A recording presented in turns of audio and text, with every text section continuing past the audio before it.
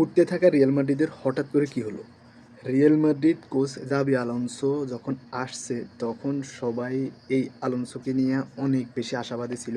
Because তার অতীতের record, তার ট্যাকটিক্স, সবাই চিন্তা ভাবনা করছিল যে জাবি আলোনসো রিয়ালে আসলে তার ট্যাকটিক্স প্লাস রিয়াল মাদ্রিদের মতো টিম এফোর্ট সব কিছু মিলিয়ে রিয়াল মাদ্রিদ হয়তোবা আগের তুলনায় বা অ্যানসেলোতি বলেন, জিদান বলেন, তাদের যুগের তুলনায় বেশি কিছু করে ফেলবে।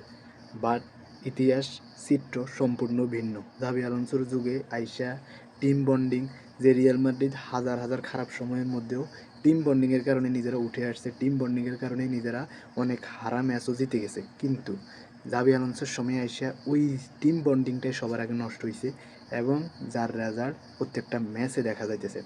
জাভি আলোনসো দুজন তিনজন প্লেয়ারের মধ্যে ফোকাস দিয়ে পুরো টিম বন্ডিংটা নষ্ট করে দিছে এবং তার ট্যাকটিক্স, ডিফেন্স নড়বড়ের অবস্থা, মিড নড়বড়ের অবস্থা, এক বেলিংহাম ছাড়া মিডে অন্য কেউ আশানুরূপ পারফরমেন্স করতে পারতেছিল না, যেটা রিয়াল মাদ্রিদের সবচেয়ে বড় শক্তি। সো সব মিলিয়ে রিয়াল মাদ্রিদ এখন যে পরিস্থিতিতে আছে এবং জাভি আলোনসো এখনও যে তার ওই যে আগের মতো ট্যাকটিক্সগুলো ধরে রাখছে, এই সিস্টেমে যদি থাকে তাহলে রিয়াল মাদ্রিদের জন্য খারাপ কিছু আছে এবং জাভি আলোনসোর জন্য খারাপ কিছু আছে। রিয়াল মাদ্রিদ ম্যান সিটির সাথে হারছে সেটা বড় কথা না, আগে লিড দিয়ে তারপরেও হারছে, কিন্তু রিয়াল মাদ্রিদ প্রথমার্ধে যেভাবে খেলছিল পরবর্তীতে সেটাকে ধরে রাখতে পারে নাই এবং লাস্ট কয়েক ম্যাচ রিয়াল মাদ্রিদ জাস্ট হেরেই গেছে। যে কয়েকটা ম্যাচ জিতেছে ওই ম্যাচগুলা দিয়েই জাভি আলোনসো এই পর্যন্ত আছে।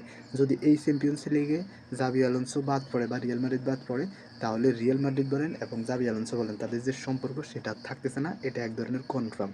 সো সব মিলিয়ে